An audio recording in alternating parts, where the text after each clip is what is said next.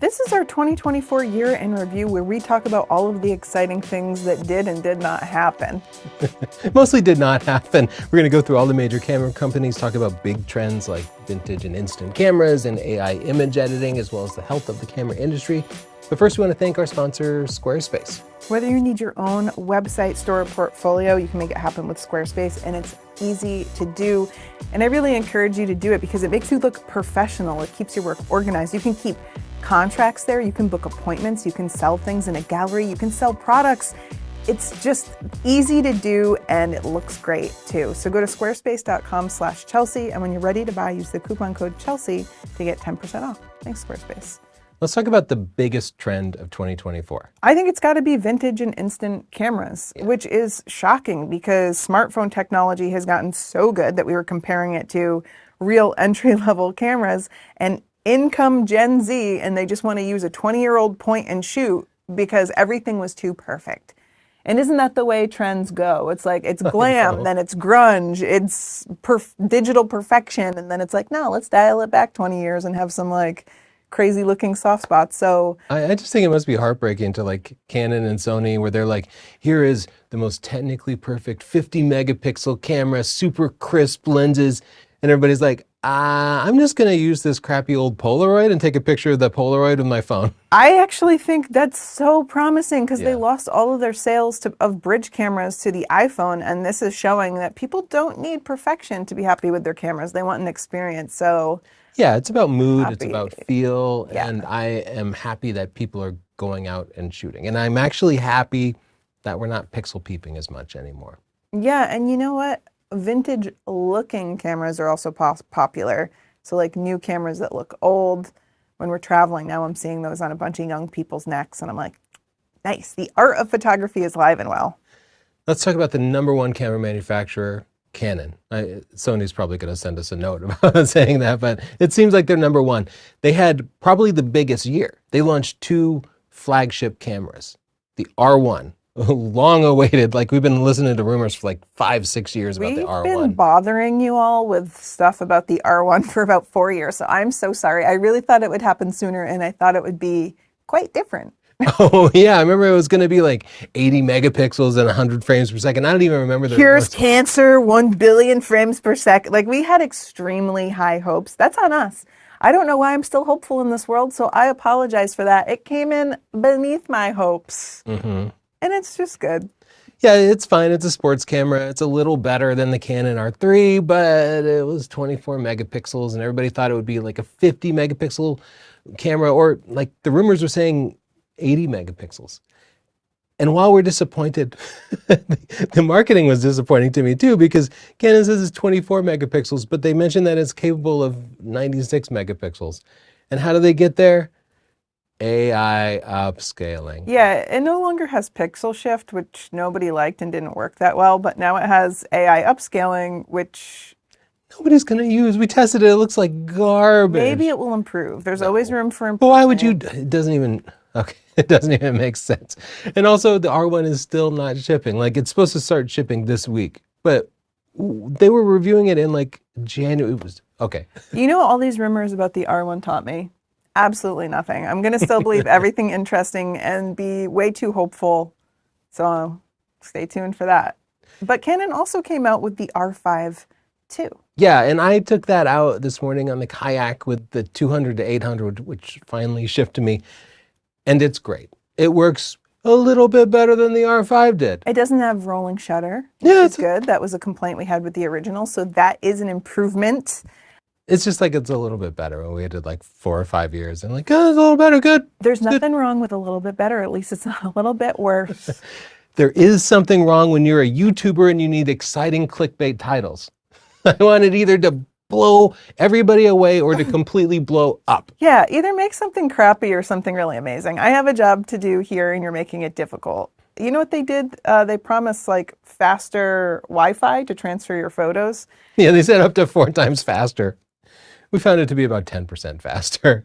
It's still like 20 times slower than an iPhone. And they make like a 10%. It's like, again, it's improvement. Sometimes improvement is incremental over time. I haven't improved. I'm almost 40 and I have not improved yet. So Canon, you're doing way better than me.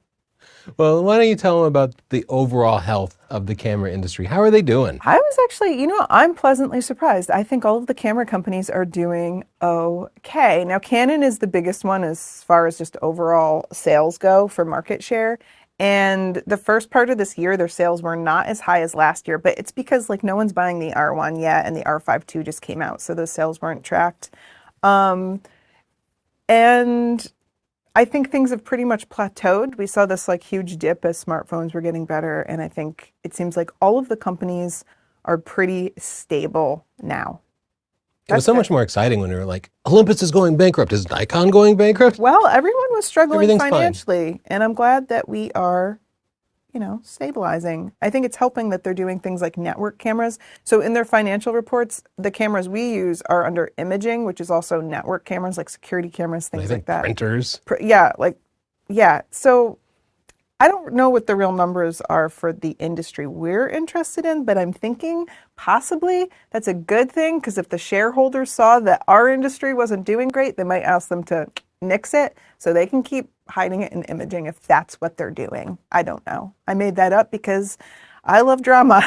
Let's go to Sony. Sony had an even more boring year than Canon. They released like an updated vlogging camera, the ZV-10. They updated the 85 f1.4, but it was not the long-awaited 85 f1.2 that we'd heard rumors of, and I was disappointed at that. But it's a little bit better. They are going to come out with the A1 too. Yeah, that's true. And I'm excited to see what that is going to be. So that, and you're right, that will actually be 2024 too. So maybe that's going to be their big announcement. They wait until the very end of the year. It's soon, so perhaps we should have waited, but we don't have time. So we're going to push forward and just talk about what they've done. Yeah, but 2024 was the year that I predicted Sony would launch an Android camera. Yeah, but with all my dream features. But you remember made they that have up. a smartphone, and I thought they were developing a whole thing, and they were like sliding it under the radar, and now they would announce it, and then we'd suddenly be able to have like reasonable transfer speeds and maybe like a GPS tagging of photos that actually worked properly. You did get conspiratorial, and you dreamed a lot, and you were completely wrong. You were just 100% wrong. If there was more than 100%, you were that. Yeah. Is there, can you be a conspiracy theorist, but only imagining that really cool things are about to happen? Like people are plotting to make something amazing happen? That might just be called delusional. Yeah, I guess I'm delusional about it because I didn't get it, and I'm a little sad about it. That's okay. We can move on and we can create new delusions. So let's move on to Nikon. They bought the company Red, and they merged. We were curious about how that was going to go, and we still don't know because I don't know what they're up to. Yeah, they really, it's going to take a while. Yeah, that kind of stuff takes time. That's what we're learning here. Good things take time. They have the Z6 III came out, and if there's a theme for this year, it's that everything got a new number.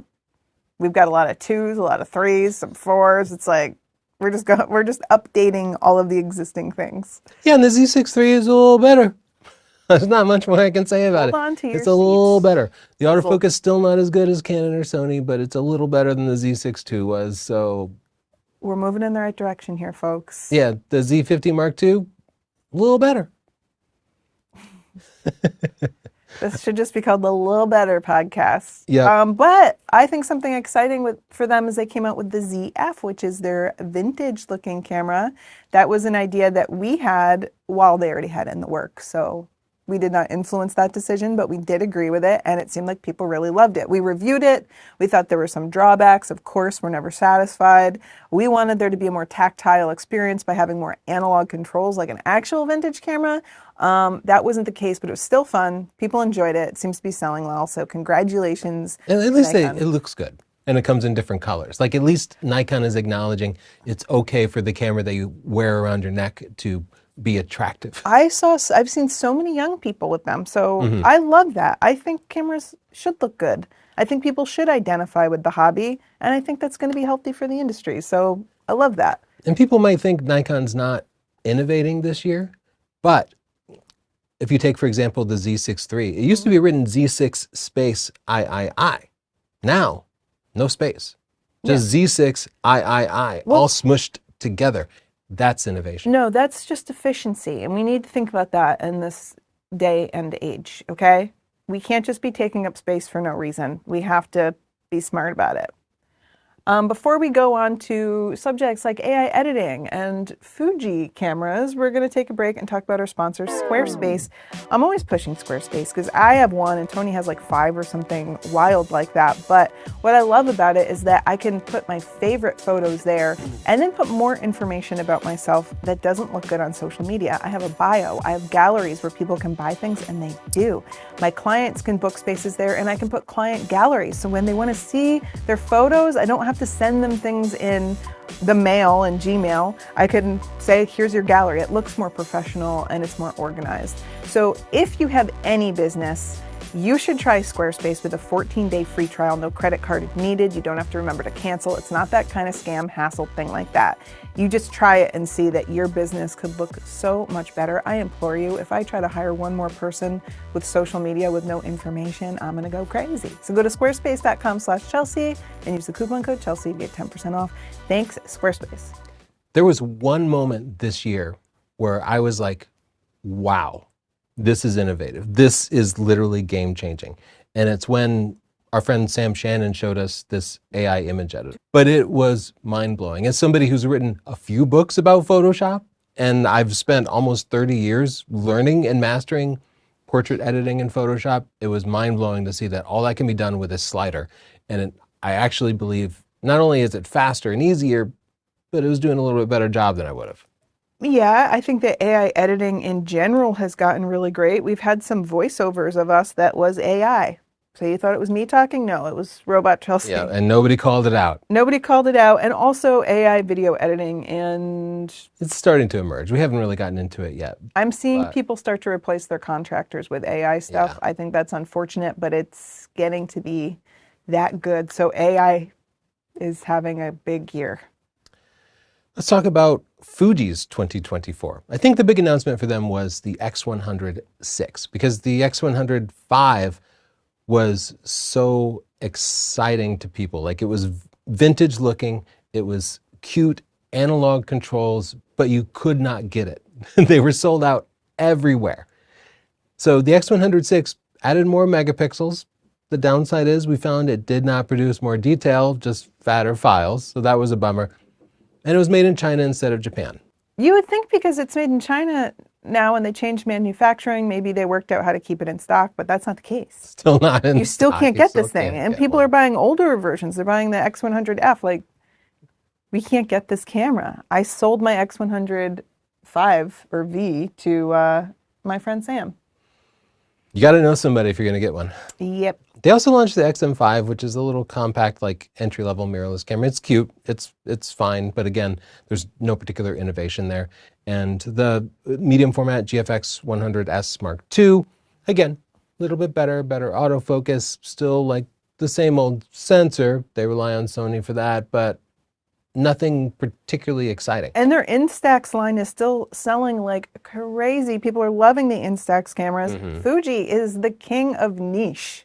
Okay, they've got like one X100 camera that every single person in the world wants, Yeah. and then Instax, and then medium format, but no full frame. Like, their choices are wild, and it's working. Why is Fuji the only company that knows how to make photography cool? Why are Nobody they else seems to insane? get it. But those Instax cameras, they're so fun. They're so cool. And I think they're making more money than all the other camera manufacturers by just making these little instant cameras that Yes. everybody wants and everybody will have for Christmas. The F in Fuji is for fun. Okay. I just made that up, but they're so crazy. Like, who would have thought if someone pitched this plan to me, they were like, Instax cameras from your dad, and medium format, but no full frame. I don't know why. Like, it all sounds absolutely insane. No, and but they're making it work. Crazy. That's why I don't own a camera company, along with like a billion other reasons. OM Systems, which is what Olympus used to be. They're Micro Four Thirds. And they've decided to just like focus entirely in on wildlife. And they released this new OM1 Mark II, which we tested. And you know what? It's actually pretty good. We found like the autofocus works well, the lenses are good, but they specialize in wildlife and it's still just 20 megapixels. So OM people can get extremely close to animals. That's something you don't realize. They get very, very Yeah. close. It's shocking. It's dangerous. You all need to stop. They make the most of those 20 megapixels. You wouldn't understand No. as a far awayer, Yeah. as they call you.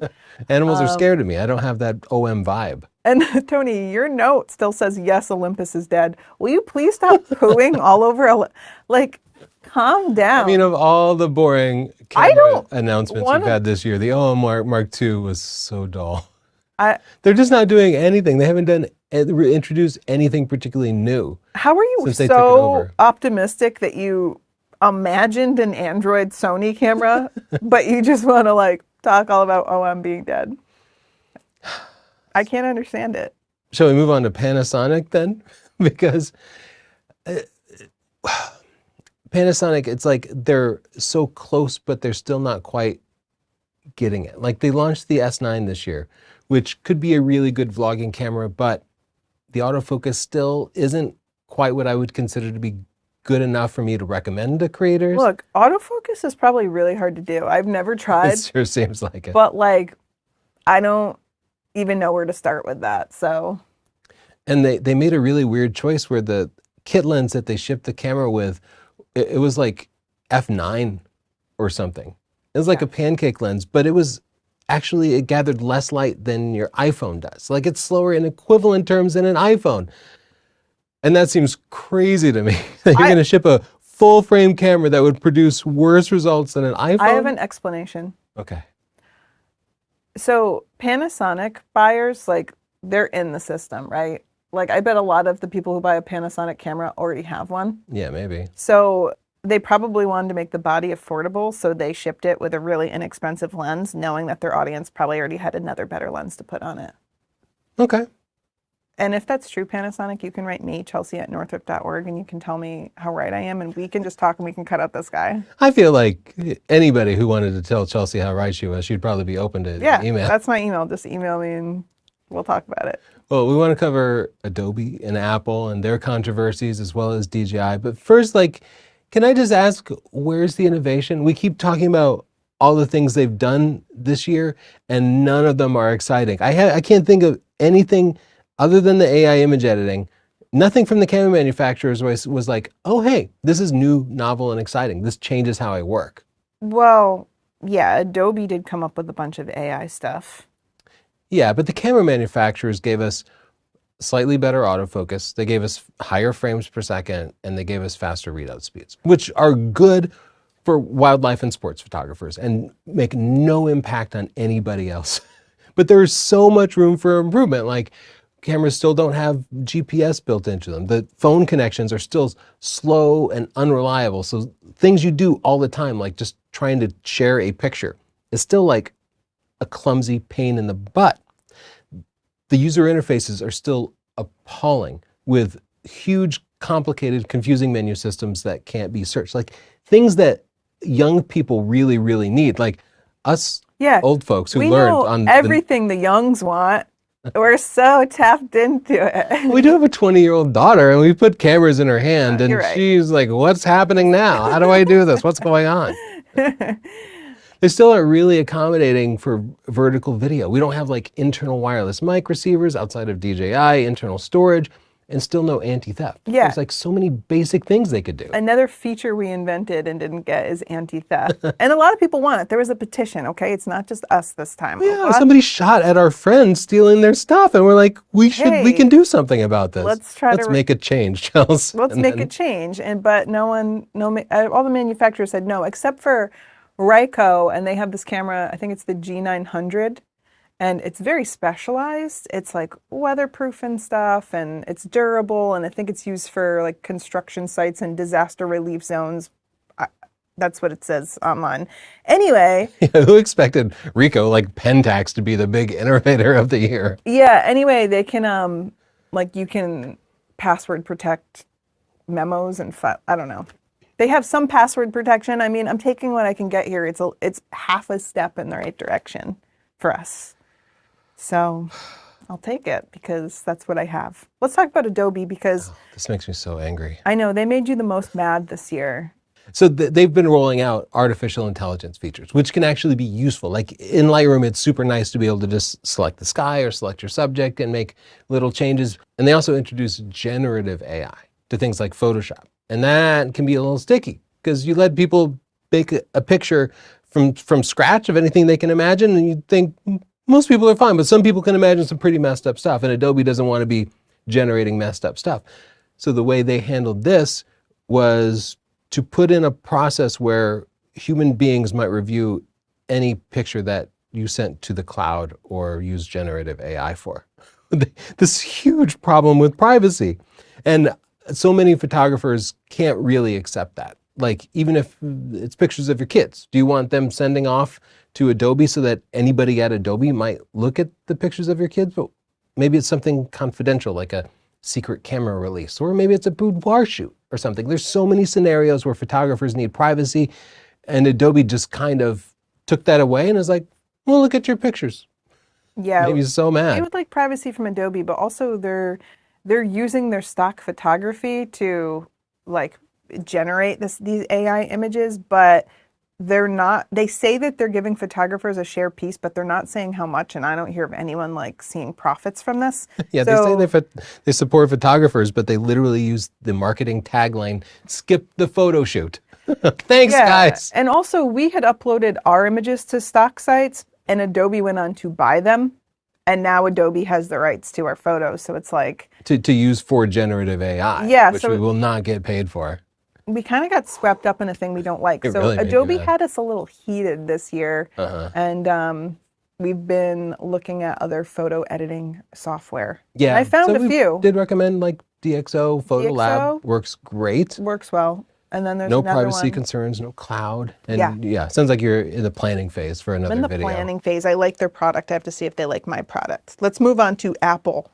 Yeah, not as mad as Adobe, but I was pretty mad about Apple because for the second year in a row, Apple launched a new iPhone and heavily marketed the new camera capabilities. And for the second year in a row, we tested the camera and found out that it was actually worse than the year before.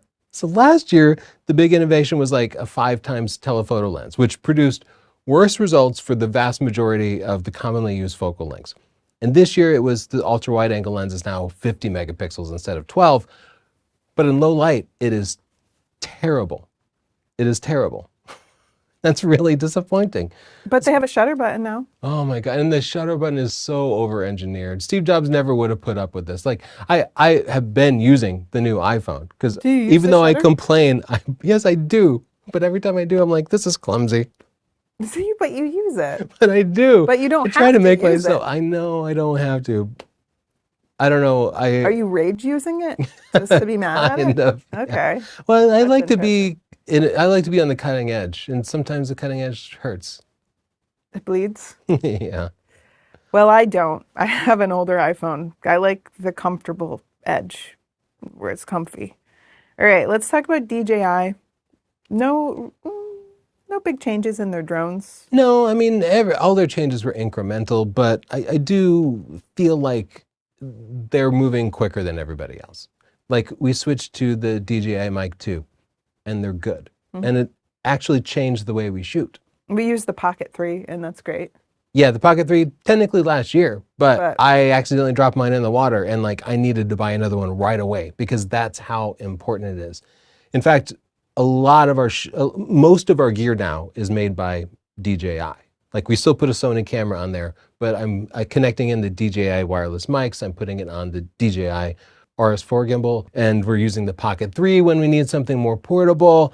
It's like DJI, they're actually doing great overall. Yeah, And in they're fact, innovating. yeah. So they're doing exciting things. They also mostly own Hasselblad, and I've been switching a lot of my still photography from Sony over to Hasselblad. So oddly, the Chinese company is kind of coming out of nowhere and out innovating all these like old timers. Yeah, I'm excited to see what DJI does next, especially because they're making some cameras, so that's cool to see. We want to hear from you. Which manufacturers do you think did something interesting? Did we miss something? You can let us know. Yeah, are you disappointed and a Are you little disappointed bitter in like us? me? Are you? They're disappointed now. Okay. All right. If you want to see more podcasts like this, you can go to wherever podcasts are available. It's called the Picture This Photography Podcast. Also, we have a whole playlist on our YouTube where you can go. I think we have like 200 episodes now. I don't really know. Anyway, and thank you Squarespace for making this whole thing possible. Try out Squarespace. I'm not making it up. They're really good. I like mine. You can do a lot there. Everything from sharing your photos to having all sorts of plugins that are good for your business. So go to squarespace.com/Chelsea and use the coupon code Chelsea to get 10% off. Thanks so much. Bye. Bye.